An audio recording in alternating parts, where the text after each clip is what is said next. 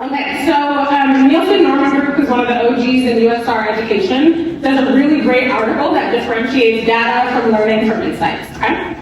Data points are things that we think about as raw data, right? So they can be implicit, ones that we're already measuring and we go in and look at our dashboards to see. Or they can be results from one-on-one interviews, notes and things like that, outputs from our surveys. And think about them as data points, as points of information that is coming from users, okay?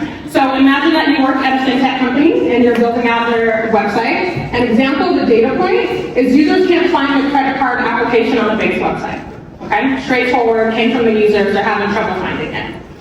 Learnings then take those individual data points and start to look at trends and patterns that we're seeing across them. So they're one level up. And so if you can imagine, we got similar data points like that of users not being able to find something. An example of the learning might be information architecture is a barrier to users navigating the site. Okay, so it gives that overview of like, here's what we're seeing based on multiple things that are coming in.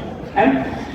What differentiates an insight from a learning is that insights then take those learnings from user research or from our data dashboards, and it ties it back to the original business objective that we went into the research to do, right? So imagine one of the metrics that we were trying to move is conversion rate, right? An insight in this example would be something like making card applications more discoverable will raise the user conversion rate. Okay, so it takes that, what we learned in the research, and then it ties it back. And it also calls out that opportunity. Here's something we can do based on this, based on what came through in the research.